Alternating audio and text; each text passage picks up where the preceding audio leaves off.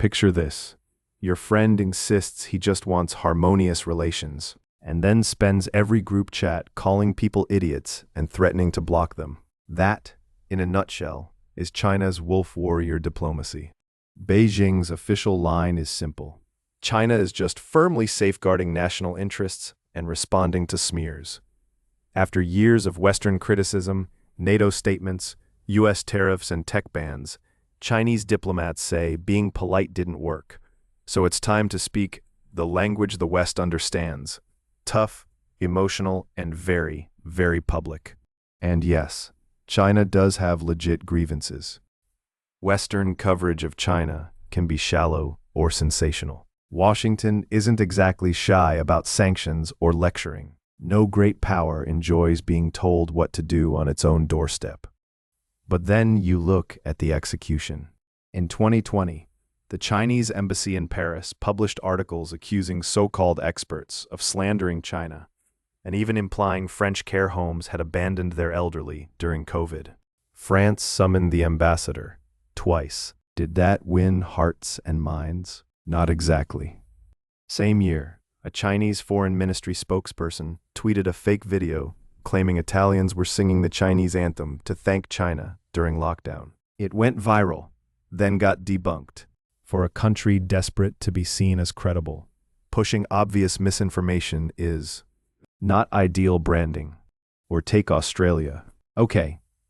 After Canberra called for an independent COVID-19 origins inquiry, Chinese officials didn't just disagree.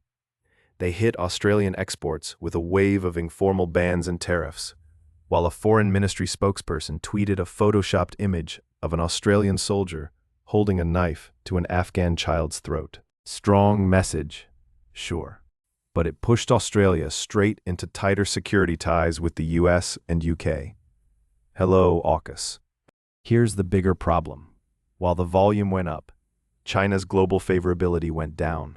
Pew and other surveys show sharply rising negative views of China in Europe, North America, and parts of Asia after 2019. At the same time, Beijing keeps talking about building a community of shared future for mankind. It's hard to sell shared future when your official Twitter feed reads like an angry comment section. To be fair, some Chinese diplomats are quietly dialing it back. There's been talk in Beijing about telling China's story well, in a more nuanced, less shouty way. Even the original Wolf Warrior film star has publicly suggested maybe diplomacy shouldn't literally copy an action movie. The core tension is this. China wants respect as a major power, and it's tired of double standards. Understandable.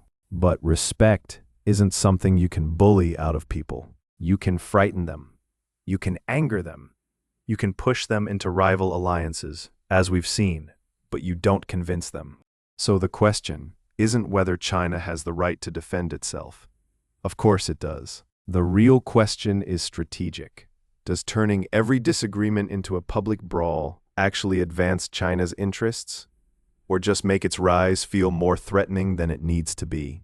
If China really wants to prove it's a confident, mature great power, the strongest move might be the one wolf warriors like the least, learning when not to bark.